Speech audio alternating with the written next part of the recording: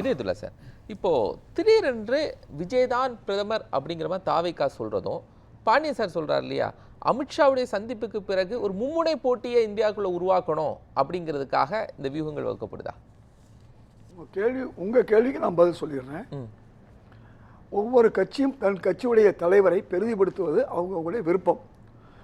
ஒரு எம்எல்ஏ கூட வராத சில கட்சிகள் தமிழ்நாட்டில் அடுத்த முதல்வர் சீமான் தான், அல்லது சில எம்எல்ஏக்கள் வரக்கூடிய பிஎம்கே அன்புமணி தான் முதல்வர்னு சொல்றதுக்கெல்லாம் உரிமை இருக்குது. அவங்கள போய் நீங்கள் கேள்வியெல்லாம் கேட்க முடியாது. புதுசாக பல பேர் கட்சி ஆரம்பிச்சுட்டு வருங்கால முதல்வரேன்னு போடுவாங்க. அவங்க ஒரு தொகுதியோடு நிற்க மாட்டாங்க. அதெல்லாம் ஒரு பக்கம் இருக்கட்டும். இப்போ அவங்க கட்சிக்கு அவங்கள சொல்கிறதுல யாரையும் நீங்கள் தடுக்க முடியாது. அழகாக எங்கள் தலைவர் மாணிக்கம் தாகூர் அண்ணன் மணி அவர்கள் சொன்ன மாதிரி ஒரு விஷயத்தை சொல்லிட்டாரு. இது அவங்களுடைய உரிமை, அவங்க சொல்லிட்டு போட்டு அது ஒரு பெரிய விஷயம் இல்லை, இது ஒரு ரசிகர் மூடில் சொல்கிறாங்கன்னு சொல்லிட்டாரு. அது நான் அதுக்கு உள்ளே போகல. மாண்புமிகு அமைச்சர் நிர்மல்குமார் இது பெரியப்படுத்த வேண்டிய விஷயம் இல்லைன்னு சொல்லிட்டாரு. அதனால் இந்த விஷயத்தை அப்படியே வச்சுவோம். காங்கிரஸை பற்றி நீங்கள் முதல்ல புரிஞ்சுக்கணும். காங்கிரஸ் மெஜாரிட்டி ஜெயிக்கும் போது காங்கிரஸ் உடைய பார்லிமெண்ட்ரி பார்ட்டி இருக்கு இல்லையா, அவங்க தான் பிரதமர் யாருன்னு முடிவு பண்ணுவாங்க. அதற்கு பிறகு நரசிம்மராவ் அவர்கள் வந்ததுக்கு பிறகு அந்த கூட்டணி கட்சிகள் யாராக இருக்குதாங்க அவங்கெல்லாம் சேர்ந்து உட்காருவாங்க. அன்னைக்கு சோனியா காந்தி வரும்போதும் அந்த காங்கிரஸ் மற்ற கட்சிகளும் உட்கார்ந்து, ஏன் நம்முடைய முன்னாள் முதல்வர் டாக்டர் கலைஞர் கூட போய் உட்கார்ந்துருக்காரு யார் பிரதமருங்கிற விஷயத்தில். அதனால் சேர்பர்சனாக கூட அன்னைக்கு சோனியா காந்தி இருந்தாங்க. அன்னைக்கு சோனியா காந்தி நினச்சிருந்தா 91 அவங்க பிரதமராக இருக்க முடியும், 2004 பிறகும் பிரதமராக இருக்க முடியும். சிலர் சொல்கிறாங்க அவர் தடுத்தார் இவர் தடுத்தார். ஒரு எம்பியாக இருந்தாலே போதும் பிரதமராகிறதுக்கு. எம்பி இல்லாமல் கூட 6 மாதம் கழித்து கூட வர முடியும். அது ஒரு பக்கம் இருக்கட்டும். இப்போ பிரச்சனை என்னென்னா, ராகுல் காந்தி அவர்களுக்கு விட்டு கொடுப்பதற்கு அல்லது நீங்கள் தான் வரணும்னு சொன்னது முன்னாள் பாரத பிரதமர் மன்மோகன் சிங். அதையும் அவர் ஏற்றுக்கல. அவர் காங்கிரஸை பொறுத்தவரை காங்கிரஸ் கட்சி தான் முடிவு பண்ணும் அல்லது கூட்டணி கட்சிகள் முடிவு பண்ணும் பிரதமர் யார் என்று. இங்கே யாராவது ஒரு மாநில முதல்வர் சொல்கிறாருன்னு வச்சுங்க, ராகுல் காந்தியை பிரதமர் ஆக்குவோம், அது சுயநலத்துக்கு தான் ஆக்குவாங்கன்னு அவன் மணி சொன்னதெல்லாம் 100க்கு 100 உண்மை. ஒரு 40 எம்பியை வச்சுக்கிட்டு இந்தியாவில் பிரதமர் ஆகிட முடியுமா? முடியாது. அப்போ என்ன செஞ்சிருக்கணும், அவர் இந்தியா முழுக்கும் தமிழ்நாட்டில் உள்ளவரோ அல்லது கர்நாடகத்தில் உள்ளவரோ ஆந்திராவில் உள்ள ஒருத்தர் செல்வாக்கு இந்தியா முழுக்க இருந்து நான் ராகுலை பிரதமராக்க வேணா அது நியாயம், இல்லைன்னா அது நகைப்புக்கிடமானது. இதே 21 சகோதரர் மணி சொன்னார், நான் திருச்சி வேலுச்சாமி சகோதரர் ரமணி நாங்கள் ஒரு 3 தேர்தலாக எப்படியாவது கலைஞரையும் ஸ்டாலின் அவர்களையும் முதல்வராக்கணும்னு மிகப்பெரிய முயற்சி எடுத்தோம். இந்த 21 முயற்சி சாதாரண முயற்சி இல்லை. 3 மாதம் நாங்கள் பட்டப்பாடு எனக்கு தான் திருச்சி வேலுசாமி எல்லாம் சேர்ந்து ஒவ்வொரு ஊருக்கு தங்குற கூட சரியான இடம் கிடைக்காது, நல்ல ரூம் கிடைக்காது. ஒவ்வொரு ஜமாத்தா பார்த்தோம், ஒவ்வொரு சர்ச்சில் பாதிரியாரில் பார்த்தோம். ஏன்னா எனக்கு ஏற்கனவே ஒரு 3800 ஊர்களில் வட்டியில்லா கடன் கொடுக்கக்கூடிய ஒரு அமைப்பு இருக்குது. அதே மாதிரி ஏழைகளுக்கு பென்ஷன் கொடுக்குறது, மருத்துவ உதவி, கல்வி உதவி கொடுக்குறது இருக்குது.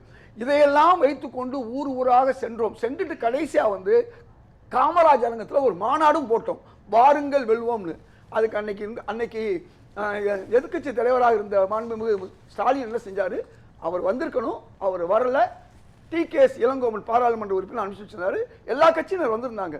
இந்த அளவுக்கு நாங்கள் ஒரு பெரிய முயற்சி எடுத்தோம். இதில் நீங்கள் குறிப்பாக மக்களுக்கு தெரிய வேண்டியது, இன்னைக்கு ஏன் திமுகவை கடுமையாக விமர்சிக்கிறார்னா, அந்த 5 வருஷமா அவரை பார்க்க கூட விரும்பல, ஏன் என்னை கூட பார்க்க விரும்பல. இதுதான் விஷயம். இந்த உண்மையை உங்களுக்கு மணி மூலமா சொல்லி முடிச்சுக்கிறேன். இப்போ உங்க சப்ஜெக்ட் நான் வரேன், வேற ஒன்றும் இல்லை. நீங்க யாரும் பிரதமராக வரலாம், அதுக்கு ஒரு எம்பி ஆகணும். குஜராத் அவர்கிட்ட எந்த எம்பி கூட்டமும் இல்லை. குஜராத் இந்த ஊர்ல பிரதமர் ஆனார் இந்த நாட்டில். அதே மாதிரி ஒரு 10 எம்பி கூட இல்லாத திரு தேவகவுடா அவர்கள் மாண்புமிகு பிரதமராக மாறினார் இந்த ஊர்ல. நாளைக்கு யார் மாறலாம், நாளைக்கு சீமான் அவர்களும் பிரதமராக வரலாம், அன்புமணி அவர்களும் பிரதமராக வரலாம், யாரெல்லாம் நினைக்கிறாங்களோ வரலாம், எம்பி ஆகணும். அதுக்கு அடுத்து என்ன வேணும், அவங்களுக்கு இந்தியா முழுக்க ஆதரவு இருக்கணும். நான் ஏற்கனவே சொன்னேன், வெறும் 40 இடங்கள்ல மட்டும் ஒரு ஆள் ஜெயிச்சுட்டு வந்தாலும் முடியாது. அதே நேரத்தில் கூட்டணி பலம் இருந்தா 10 இடங்கள்னாலும் அவர்கள் பிரதமராக முடியும். இதுதான் இந்தியாவுடைய வரலாறு. இது ஒரு பக்கம் இருக்கட்டும். இப்ப இன்னைக்கு ராகுல் காந்தியை பொறுத்தவரை மக்களுக்கு உழைக்கணும், அதுக்காண்டி சிரமப்படணும், கஷ்டப்படணும். அந்த பிரதமராகிற வாய்ப்பு இருந்தும் கூட அதை பெருசாக எடுத்துக்கல, இப்போ அவர் எடுத்துக்கல. நாளைக்கு என்ன நடக்கும், திருமதி சோனியா காந்தி அவர்கள் மாதிரி அவர் யாரையாவது ஒருத்தர் பிரதமராக்கலாம். தமிழ்நாட்டில் உள்ள ஒரு பிரதமரே வரட்டும், ஏன்னா தமிழ்நாடு மேலே அவ்வளோ பிரியமாக இருக்காரு. நாளைக்கு மணி என்னன்னோ என்னைய கூட நீங்கள் சொல்கிற மாதிரி பிரதமர் ஆக்கிட்டு போயிடலாம். யார்? நம்முடைய மாண்பு மிகு ராகுல் காந்தி அவர்கள். அதனால் இது ஒரு பெரிய விஷயமே இல்லாதான் காமெடின்னு எங்கள் தலைவர் ராகுல் நம்முடைய மாணிக்கந்தா அவர் சொல்கிறாரு. இது வந்து சினிமா மூடுங்கிறதா அழகாக சொல்கிறாரு, அல்லது ரசிகர் மண் மூடு சொல்கிறாரு. இப்போ யாருக்கெல்லாம் உரிமை இருக்கோ அவங்களாம் சொல்ல முடியும், இதில் எந்த இதுவும் கிடையாது. இன்னொரு விஷயத்தை நம்ம புரிஞ்சுக்கிறணும், இந்த நாட்டை பொறுத்தவரை அமெரிக்க ஜனாதிபதியாக கூட ஆகலான்னு கூட யாரும் சொல்லலாம், அது தப்பு கிடையாது. நீங்க அதுக்காண்டி அமெரிக்கா வந்து உங்க மேல கேஸ் போடுமா? கோபாலகிருஷ்ணன் வந்து அமெரிக்காவுடைய ஜனாதிபதி ஆவார்னு நீங்களும் சொல்லலாம், நானும் சொல்லலாம். யார் ஏப்பா சொன்னேன்னு கேட்க முடியாது. ஏப்பா நீ அமெரிக்கா சிட்டிசனே இல்லையே. அதனால இந்த மாதிரி சில நேரங்களில் விவாதங்கள்ல ஒரு நகைச்சுவையும் தேவை. எனக்கு ரொம்ப மகிழ்ச்சியா இருக்கு நீங்க இந்த விவாதத்தை எடுத்தது. ஆனா சகோதரர் சிலருக்கு இது என்ன ஆசைனா, இப்ப நான் உண்மையான சப்ஜெக்ட் வரேன், சிலருக்கு என்ன ஆசைனா எது நகைச்சுவைன்னு சொன்னீங்க அது சொல்லுங்க. இல்ல எதை நகைச்சுவைன்னு சொன்னீங்க? இவ்வளவு நேரம் பேசிட்டு வந்தது நிறையவே நகைச்சுவை தான். இவ்வளவு நேரம் நான் பேசிட்டு வந்ததே நகைச்சுவை. நான் என்னன்னா, இப்ப திமுகவும் காங்கிரஸும் நட்புல இருக்கும்போது திமுக ரொம்ப ஸ்ட்ராங்கா ராகுல் தான் பிரதமர் அப்படின்னு சொன்னாங்க. ராகுலுடைய ஒரு இமேஜ் அங்க என்ன ஆகுது, டெவலப் ஆகுது. இந்த தாவேகா தரப்புல இருந்து இந்த ஒரு லீடர்ஷிப்பை டெவலப் பண்ணலையே. ரொம்ப அழகா உங்களுக்கு சொன்னேன். தான் 2021 திரு ராகுல் காந்தி இங்க வந்தார். மனசார மாண்புமிகு ஸ்டாலின் அவர்களை முதல்வராக்குவோம்னு எடுத்து சொன்னார். சொன்னது நடந்துச்சு. அதனுடைய விளக்கத்தை சகோதரர் மணி தெளிவா சொன்னார். நாங்க போனது மட்டுமல்ல, எல்லா ஊர்களுக்கு போகும்போது சிறுபான்மையினர் மட்டுமல்ல, தாழ்த்தப்பட்டவர்கள் மட்டுமல்ல, ராகுல் காந்தி ஸ்டாலின் அவர்களை முதல்வராக்கணும்னு சொல்லிட்டாரு. அதுல நாங்க சரியா இருப்போம். அன்னைக்கு நடந்துச்சு. ஆனா முதல்வரா வந்த பிறகு அல்லது அதுக்கு முன்னால 2026 சொல்ல 2019 ஸ்டாலின் அவர்கள் பெருந்தன்மையா சொல்றாரு ராகுல் காந்தி முதல்வர் ஆகணும்.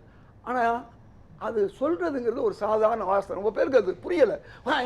எங்களுடைய தலைவர் சொன்னாரு அவரை பிரதமர் ஆக்க முடியும், ஆனா நீங்க இப்படி விட்டுட்டு போயிட்டீங்க. அது நடக்குமா?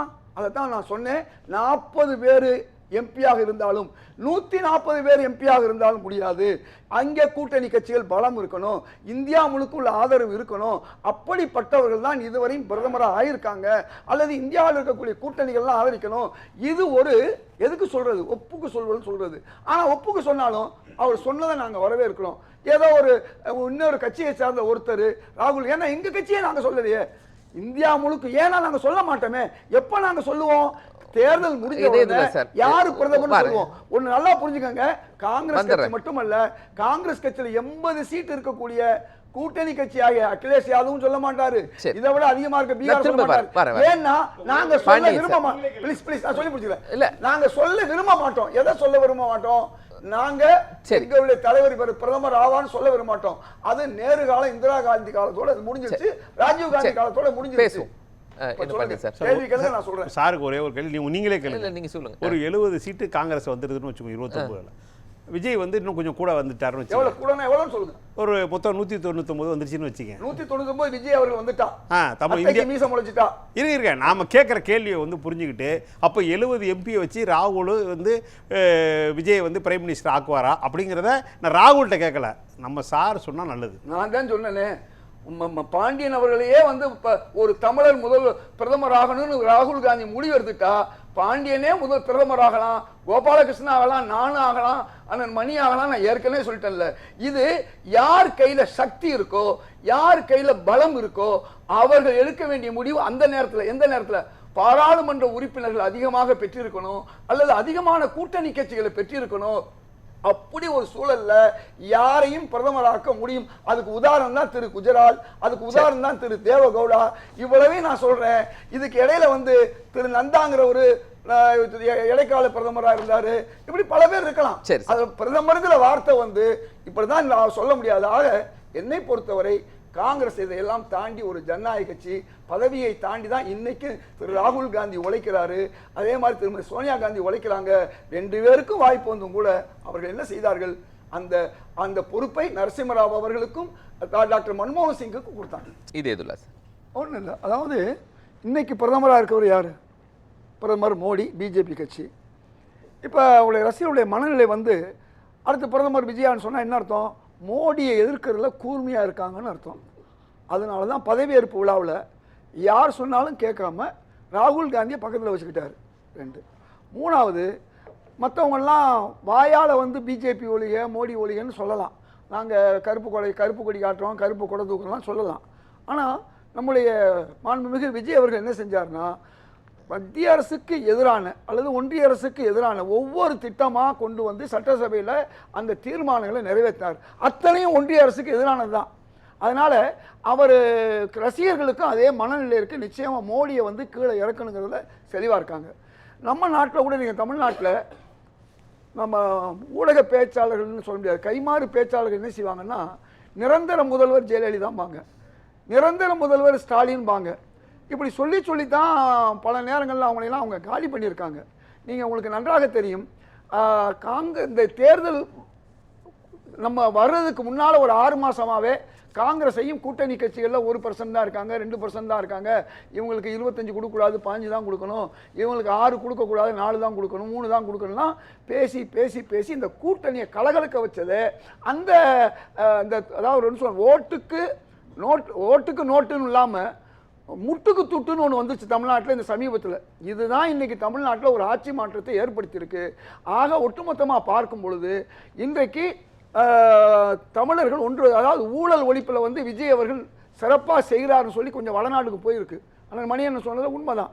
ஊழலை ஒழிக்கிறதுல அங்கேருந்து பல இது வருது, இன்ஸ்டாகிராமில் வருது, அவங்க அங்கேருந்து பேசுகிறாங்க, தளபதி விஜய்ங்கிறாங்க. தளபதினா என்ன மீனிங் தெரியுமானே எனக்கு தெரியாது. அதனால அதாவது நம்முடைய மாண்புமிகு முதல்வருக்கு தமிழ்நாட்டிலையும் சுற்றி உள்ள மாநிலங்கள்லேயும் ஆதரவு இருக்குது. ஆனால் அவர் உயரம் அவருக்கு தெரியும், கலைஞர் மாதிரி அவருக்கு தெரியும். அதே நேரத்தில் வந்து அவர் நேரம் வரும்போது பேச ஒரே வார்த்தை சொல்லார், நான் என்ன பேச வேணும், எப்படி பேச வேண்டும், எங்கே பேச வேண்டும் என்பது எனக்கு தெரியும், அப்போ நான் பேசுவேன் பாரு. நிச்சயமாக மாண்புமிகு முதல் பேசுவார். அதே மாதிரி காங்கிரஸ் தலைவர் மாணிக்கம் தாகூரும் இதை பெரிதாக எடுத்துக்கல, காங்கிரஸ் அதை பெரிதாக எடுத்துக்க வேண்டிய அவசியம் இல்லை.